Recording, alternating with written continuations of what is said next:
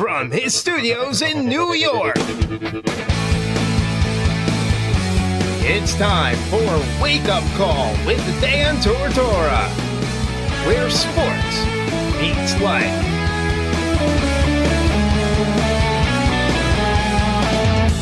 Here's your host, Dan Tortora. Welcome here to Wake Up Call with Dan Tortora inside of the Cafe Kubal studios. This is a National Signing Day special as we are right before Christmas here in 2020. And no stranger to the broadcast, Enrique Cruz Jr.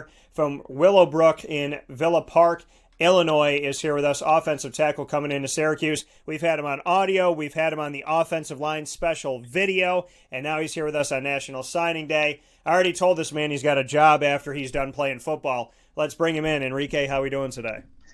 I'm doing great. Thank you for having me back on the show. Absolutely, man. And I believe that I'm running for president, and then you're going to run for president. That's true, right? Yep, because I'll be the age to run for president after you're done with your terms. So it sounds good to me. Listen, we need all the help we can get. So president here and then president there with Mr. Cruz. And we would be representing the Hispanic culture as well, both of us, which would be pretty awesome to do. Yep. So, Enrique, you're here. It's National Signing Day. It's a real thing. Back on September 7th of this year, you committed to Syracuse. Hindsight 2020, in the year 2020, why did you say yes to Syracuse in September? What made you feel like that moment on September 7th was the right moment for you? Well, Syracuse was always one of my top schools, and my stepdad and we just wanted to see what the process was. So we held out for a little bit to see what other schools would come in. Amazing schools came, but we just felt like it was time to commit, and Syracuse was the spot I felt most comfortable with and the place I loved the most out of all the other schools. When you said a lot of schools came in, but you felt most comfortable with Syracuse, what is it about Syracuse that makes you feel most comfortable? Well, it's the coaches and just the atmosphere and the vibe of the school. We went to visit and everything was just amazing, and then the coaches are amazing people too, and it just really made me feel more comfortable. For you, Enrique, you said a lot of great schools came in. What schools were the ones that were hard to say no to? Were there any schools that were really tough to say no to? Well, Syracuse is one of them. Yeah, obviously. Well, you didn't say no, so I guess that's a good thing. But what other schools were hard to say no to? Well, University of Utah and Arizona, those are both really good programs, and they're both really good programs and really good schools too. But I just felt best at Syracuse. So for you coming into Syracuse, speaking here with Enrique Cruz Jr. Enrique, for you, Syracuse coming off of a 1-10 season, what made you stay committed in that? You know, some people might run away from a team that's going through adversity. Other people run toward it. Why are you one of the people running toward Syracuse's program, wanting to be a part of the change? Well, before I even committed, I wanted to really make sure that was the place I wanted to commit to. So even so, the season, what that happened this season doesn't really matter because they're in the rebuilding stage, like a lot of other schools are too, and I just want to be a part of something important, something special at the school. And this upcoming recruit class is something very special to the school. I just want to be a part of it, and I can't wait. The offensive line has been the arguably biggest glaring issue with Syracuse over the last couple seasons. What makes you believe you can change that for the better? Well, I was watching them and I seen some things and stuff, but I think I could come in, I could play. And Coach Cav is a wonderful coach. Everyone says it. I think he can really help develop my game, and all the other guys that are coming in too. We're all great O-linemen. I think we could really help the O-line situation at Willowbrook. Enrique, you're. I'm sorry, I mean at Syracuse.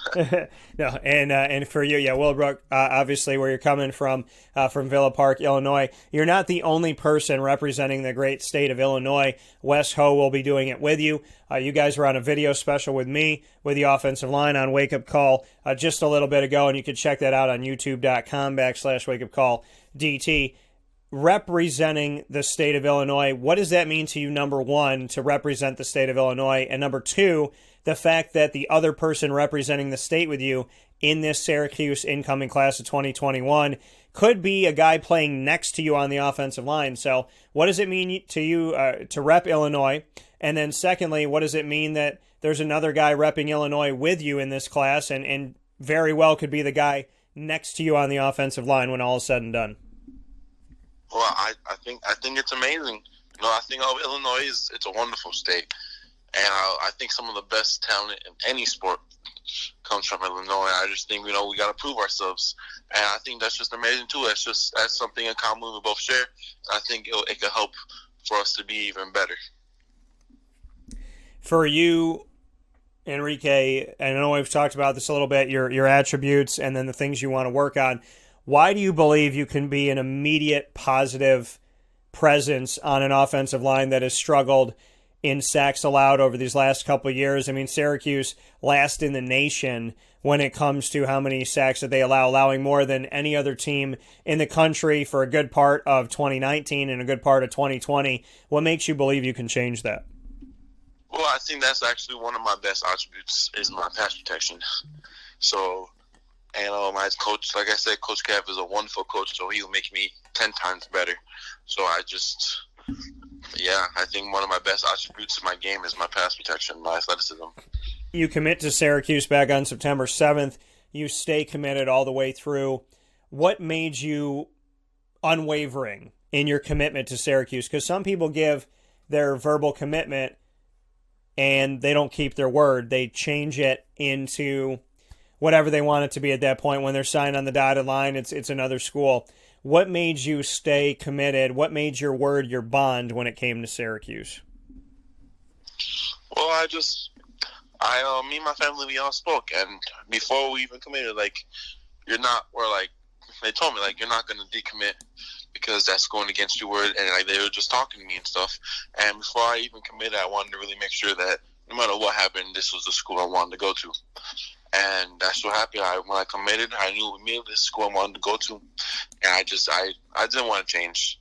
I never had a thought of changing schools because it's just been Syracuse on my mind when it comes to school. So, yeah, I just said it's been Syracuse. So it's orange and blue through and through.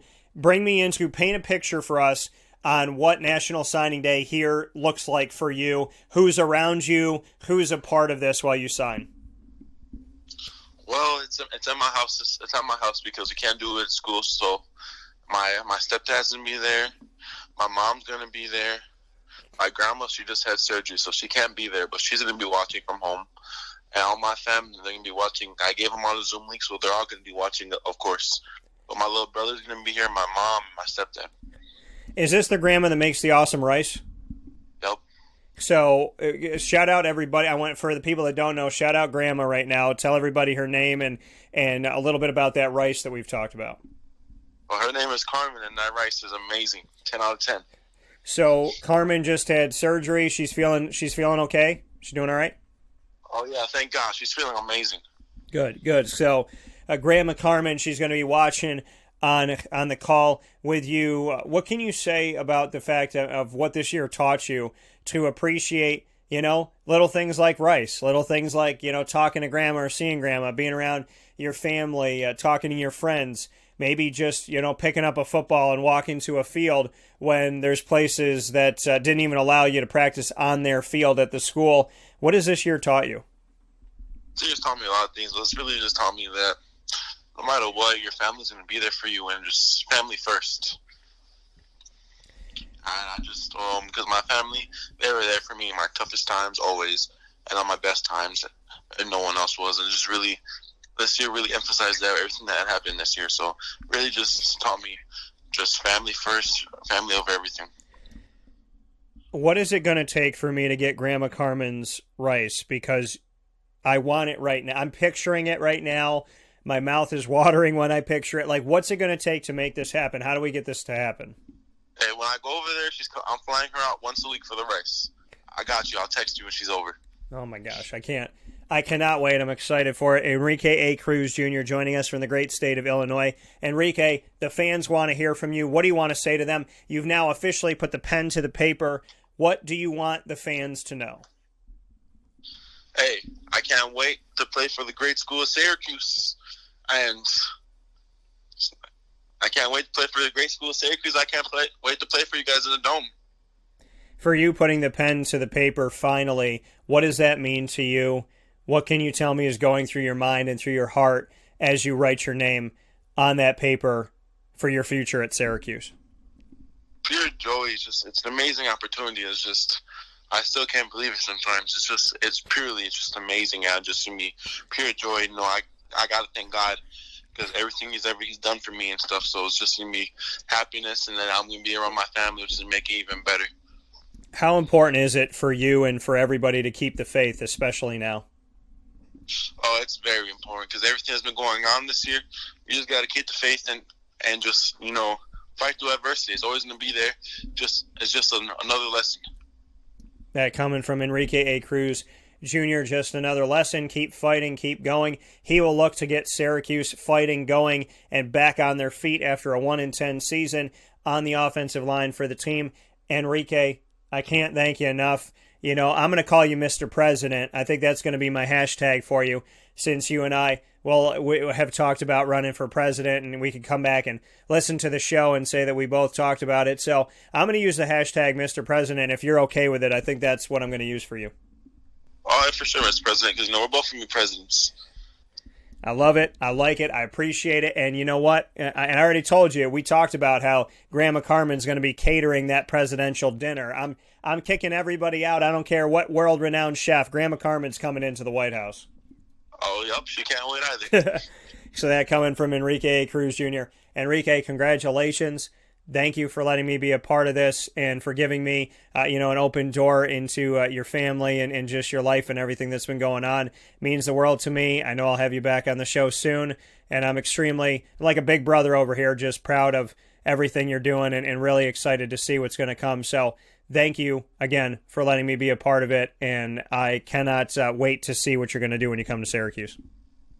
Thank you. Thank you for always having me on the show and stuff, and showing me love. So thank you. I really appreciate that as well.